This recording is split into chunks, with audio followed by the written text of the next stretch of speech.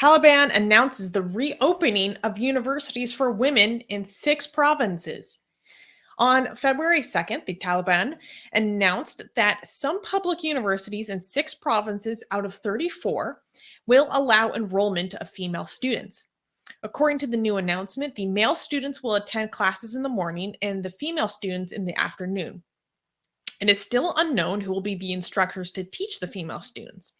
In an interview with Bloomberg, Ahmad Massoud, a professor at Kabul University, said the Taliban's decision is a ploy to make other countries, quote, recognize them, resume aid, or release the frozen funds. However, universities are facing trouble finding enough female lecturers and teachers for the segregated classes. Laghman University registered 270 female students, but only one female teacher. So, I wanted to cover this news because we can celebrate this. We're not celebrating the Taliban. We're celebrating the ability for these women to go back to class, which I think is worthy of celebration. What I think is interesting is there is the potential that more universities will open later because outside of this issue of the gender segregated universities and stuff, there was announcements that some there's like a staggered reopening because of the winter season. And so I read in one report that there's going to the most universities around the country should be reopened by the end of March, and we should see even more universities hopefully allow education for women to open up again around the country, not just these 6 provinces. But like I said, there's still a lot of, they have put down a strict ruling that classes are to be separated by sex. And so they're like, are they going to mandate separate classrooms? How are we going to find the right instructors? So far, it seems like the way that this is going to be implemented is that they're going to have the same classrooms. Technically, they're just going to be educating the different sexes in shifts throughout the day. Armin, your take. I mean, they be desperate. This is against everything they believe in. But they need that international recognition because these are some of the conditions that the international community has given them for them to do trades and like aid and everything with Afghanistan. And Afghanistan is being like they are running. The amount of poverty and the desperation and the need for any funds to basically flowing to Afghanistan is so much right now and Taliban also is not capable of managing everything, and they know it, and they know that they need cash, so they're doing something that goes against the fundamentals of what they believe in, like women in universities. This is not at all resemble anything that Taliban would ever want to allow, right? And if they pretend that it's just like, okay, sure. By the way, this is also the reason why a whole bunch of Taliban members are like, screw this, I'm joining Daesh, like I'm joining the ISIS-K. True. Like a lot of Taliban members are like, what the hell is this? This is not the Taliban I fought for. Women are getting educated in universities. Like, are you serious? Like, this is what this is what I sacrificed my life for. So a lot of Taliban members are like defecting and they're joining ISIS-K because of stuff like this, right? But also, like as soon as we came to power, now we're like sleeping with the enemy. Like we're talking to Americans now. We're negotiating with Americans, and people are like, but we need money. We're poor, and the Taliban members, like the ones who are against it, are like, it's fine. Let us have no food, but at least have heaven or something. Like have like, what do you want more? Like, do you want like wealth in this world or the next one? Like, we're supposed to fight for our ideals no matter what the cost is, right? So by the way, they're willing to, so that's what this is going to be, making a lot of Taliban, because Taliban is not like this, what is it called, when monolith, right?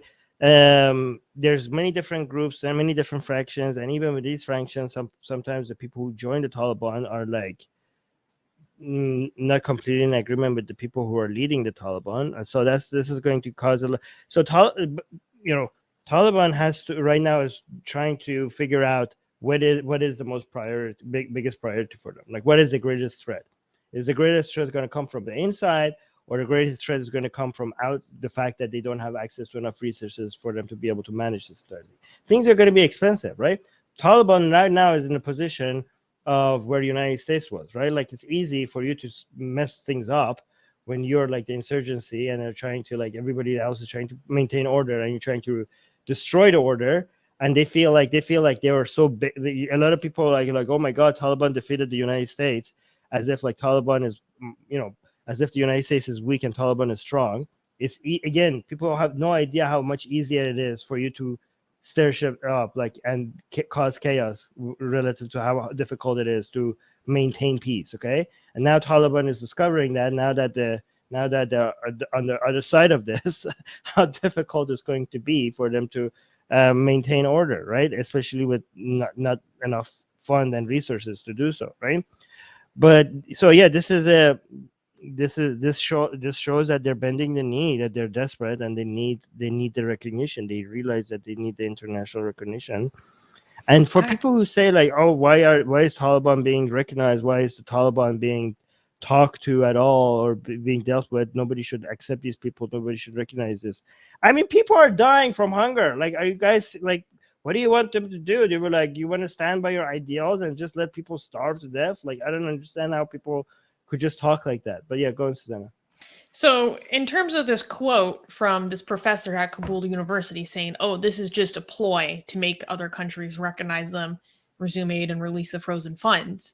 What do you think about that? Because it's not just the frozen funds. That's like the point. Like, yeah, that's what there's obviously that's the point, right? Yeah, well, I mean, everybody knows that. Like, that's not something that's up for dispute, but it's not just the frozen funds. It's like, it's international aid, it's trade, it's border security, is operations with your neighbors when it comes to, like, I don't know, fighting ISIS-K. There's so many different things, right? Is investments flowing in, you know what I mean? Like, they're sitting up they're sitting on top of gold mines. Well, not gold mines, but like rare metal mine. They're sitting on top of like what's estimated to be $1 trillion of rare metals, right? And they don't have the resources to dig and get that stuff out, right? Like, they need other people. They need China and other people to come and invest and do all of that stuff. And nobody's gonna come and invest if you have like, you have ISIS-K just running around and maybe attacking Chinese workers. Like, you need to first of all, they need to be recognized. Second of all, there needs to be some level of peace, like, or else, like, railways going through Afghanistan, miners coming in, international corporations coming in and doing operations, doing infrastructure. None of that is going to, like, a lot of that is not going to get started until you manage to get past this phase. So, and they know that, right? Like, Taliban doesn't know how to manage a country. They need other people's help. So that's why, yeah, obviously this is going to happen. We'll see. What is this guy? Okay. I feel like we're all under the understanding that this is a ploy for them to get what they want. But that's why the international community is putting pressure on them to do these things. So we can recognize that they're not doing it because they genuinely believe in this.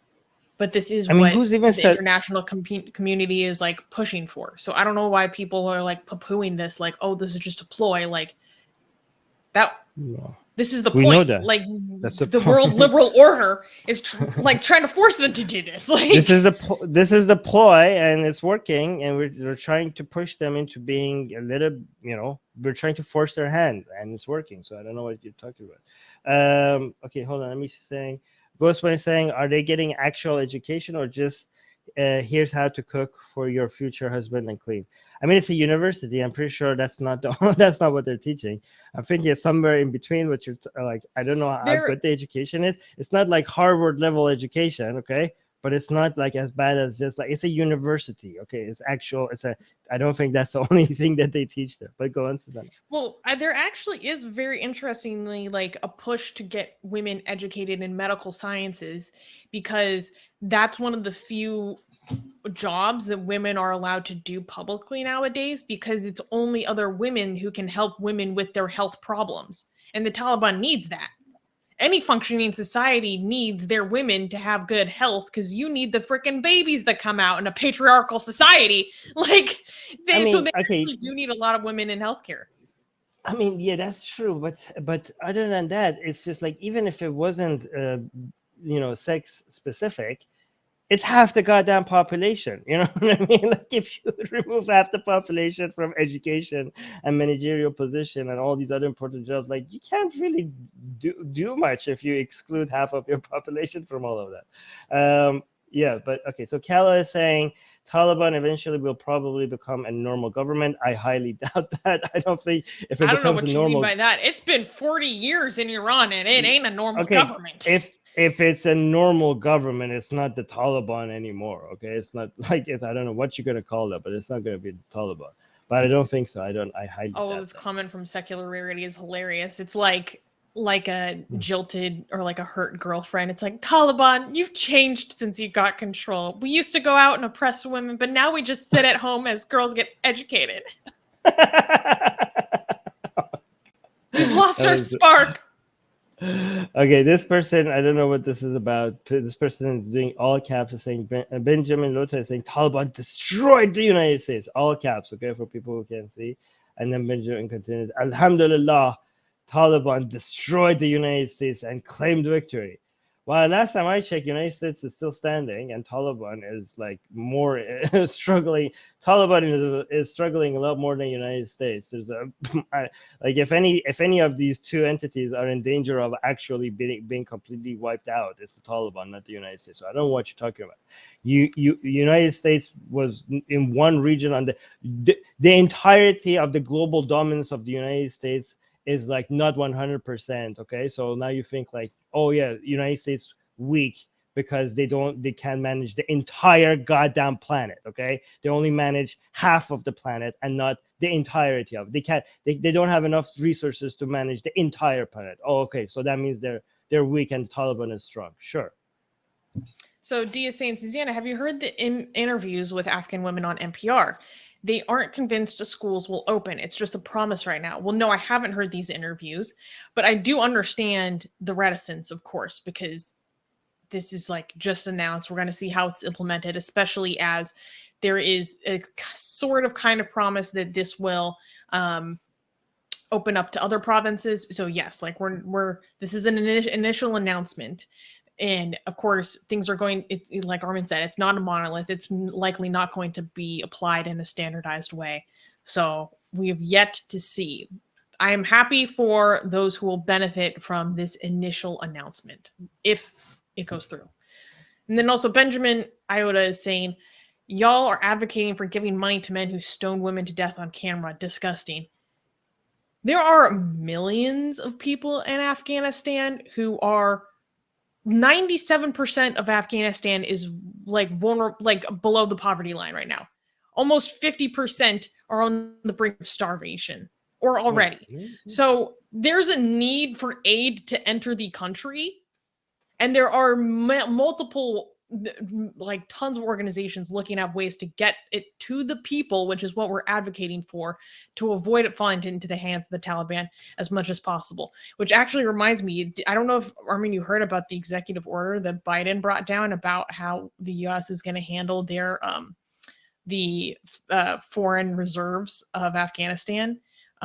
But that is a big topic that we should talk about, but it's outside the purview of this news because some of the ways that this executive order went down about what they're going to do with these funds were shocking to me.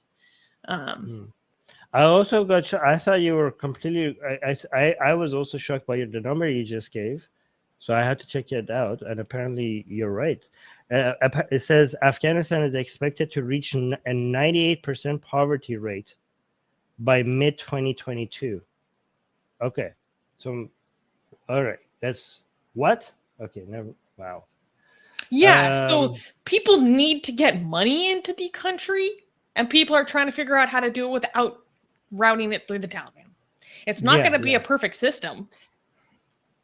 Yeah, so like if you want to be a principalist, this is how you get millions and millions of people into starvation and poverty and girls being lack of sold off at healthcare. the age of 9 because their people selling their organs. Literally, this is what's happening in Afghanistan right now because they can't get any money. There literally isn't enough Afghani currency circulating around the country to sustain people. Period. They like literally don't have enough even printed. So they're like, we can, be all like morally superior all we want, but there are real issues that people are dealing with on the ground where frankly they're like, people can be all insulted about how I'm mandated to wear the hijab or whatever. I'm more concerned about the fact that I'm starving and I have to sell my children to find a way to feed the rest. Yeah, so this is why ethic morality based on principles fails so miserably. This is why morality based on principles gets millions of people killed, okay, or in poverty or like disease ridden. Okay, this is how genocides are excused by ethics through principles. This is why you need to be a consequentialist rather than arguing through principles. Atheist Republic needs your help. We've been the target of many legal attacks by Hindu nationalists ever since our founder Armin Navabi blasphemed against Hindu deities. We have retained legal counsel to help us defend our access to our community in India. We have started a fundraiser that will help us afford to tackle many legal issues, including judicial harassment and censorship. Whatever you can contribute will go a long ways in helping us in this fight. Link in the description below.